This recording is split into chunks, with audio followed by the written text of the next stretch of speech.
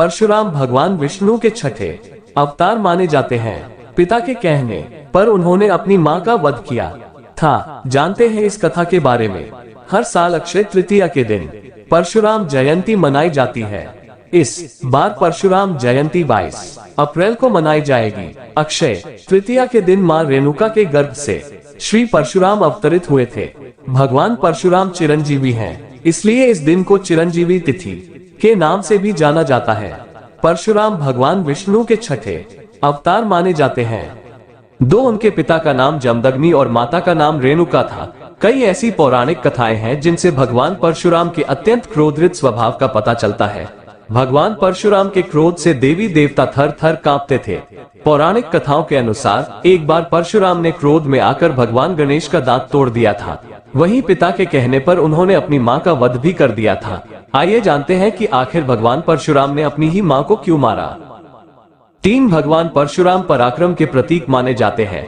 वो अपने माता पिता के परम भक्त थे।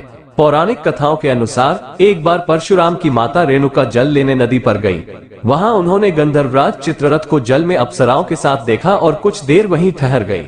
उस समय माता रेणुका के मन में विकार उत्पन्न हो गया था। अचानक उन्हें याद आया कि उनके पति के हवन का समय हो रहा है और वो तुरंत जल लेकर घर पहुंची। जमदग्नि ऋषि ने अपने तपोबल से अपनी पत्नी का मानसिक व्यभिचार जान लिया। उन्होंने परशुराम से बड़े अपने 3 पुत्रों को आज्ञा दी कि वो अपनी माता का वध कर दे, लेकिन किसी ने भी इसे पाप समझकर नहीं किया। अंत में ऋषि ने परशुराम को अपनी माता का वध करने की आज्ञा दी। साथ ही उन्होंने कहा कि अपने भाइयों का भी वध कर दो, क्योंकि इन्होंने मेरी आज्ञा का पालन नहीं किया। परशुराम ने पिता की आज्ञा का पालन करते हुए अपनी माता और भाइयों का वध कर दिया। 5 पुत्र की पितृभक्ति देख जमदग्नि ऋषि प्रसन्न हुए और उन्होंने परशुराम से वर मांगने को कहा। परशुराम अपने पिता का तपोबल जानते थे।